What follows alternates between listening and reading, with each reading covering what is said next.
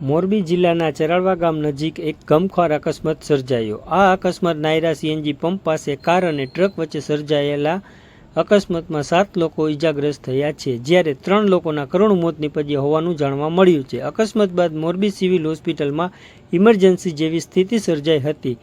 પ્રાપ્ત માહિતી મુજબ શુક્રવારે મોડી રાત્રે ચરાળવા ગામ નજીક નાયરા સીએનજી પંપ પાસે કાર અને ટ્રક વચ્ચે જોરદાર ટક્કર સર્જાઈ હતી। અકસ્માત એટલો ગંભીર હતો કે વાહનોમાં સારવાર લોકોને ગંભીર રીતે ઘાયલ બન્યા હતા। અકસ્માતની જાણ થતાં સ્થાનિક લોકો 108 એમ્બ્યુલન્સ અને પોલીસની ટીમ તાત્કાલિક ઘટના સ્થળે પહોંચી અને બચાવ કામગીરી હાથ ધરી હતી। તમામ ઘાયલોને તાત્કાલિક મોરબી સિવિલ હોસ્પિટલ ખાતે ખસેડવામાં આવ્યા હતા। મોરબી સિવિલ હોસ્પિટલમાં ફરજ પર હાજર મેડિકલ ઓફિસર ડોક્ટર દર્શન પટેલ સહિત તબીબોની ટીમ ઘાયલોની સારવાર માટે તાત્કાલિક કામગીરી શરૂ કરી હતી। આ અકસ્માતના અનેક દર્દીઓને એકસાથે હોસ્પિટલ પહોંચતા હોસ્પિટલ સ્ટાફ એલર્ટ મોડમાં આવી ગયો હતો।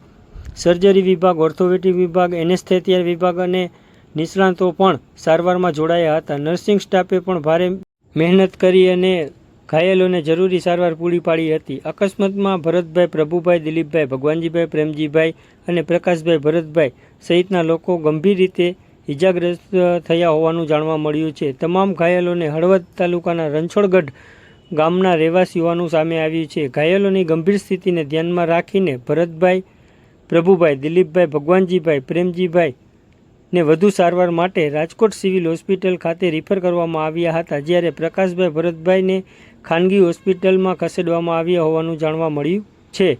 હાલ અકસ્માતનું ચોક્કસ કારણ જાણવા પોલીસ દ્વારા વધુ તપાસ હાથ ધરવામાં આવી છે।